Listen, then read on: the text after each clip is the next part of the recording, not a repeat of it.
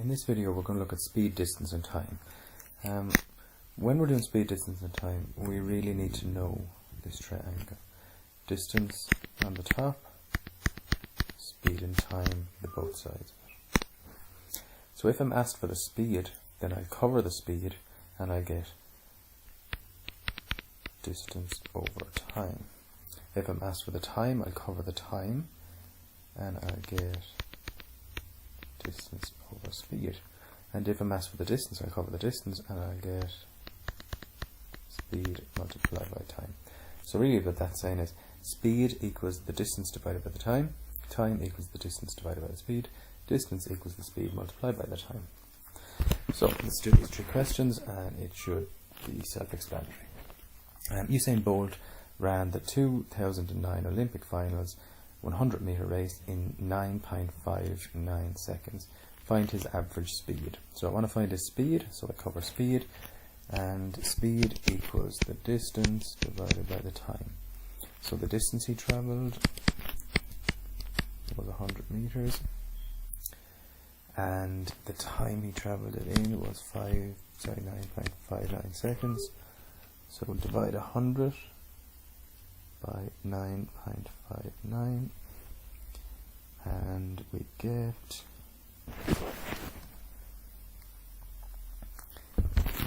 10.427 meters per second. Okay, now that's his average speed, right? Not like, if you think about it, I know I'm progressing on here to kind of more calculus, but if you thought about his race, he'd probably run quicker at the end of it than he does at the start. He'd probably start off slow and then he'd get quicker and quicker. So that's his average speed, okay, which is all we're interested in here. But just to bear in mind, actually at the start of the race, he's probably going a bit slower than the end of the race, or a lot slower even, right? And there is a method for finding out exactly how quick he's going at any stage of the race, which we'll learn about in calculus. Right. Tom left Waterford at 8 AM. He travelled to Dublin at an average speed of 80 kilometers per hour. Dublin is 160 kilometers away from Waterford. What time did Tom get to Dublin at? Okay, so time. So we're looking for time, and time is, have a look back here. Cover the time, distance over speed. So the time equals, well, the distance he travelled, 160. The speed he was travelling at was an average 80. Divide one by the other and we get 2. So he was travelling for 2 hours. But remember, we're going to answer exactly what we're asked. What time did he get to Dublin at? Well, he travelled for 2 hours. He left at 8 AM, so he would have got there at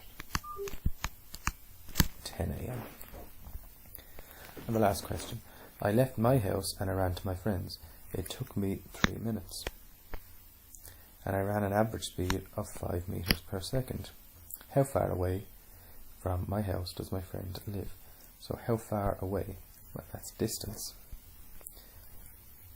So distance equals the speed multiplied by the time. So the distance equals, well, the speed was 5 meters per second. The time was 3 minutes, but remember, we have our speed here in meters per second. So we're going to have to transfer these minutes into seconds. So 3 minutes is 180 seconds. Okay, and if we multiply that, we get 900 meters. Okay, so how far away from my house does my friend live? 900 meters. Okay, that's it, guys. Thanks.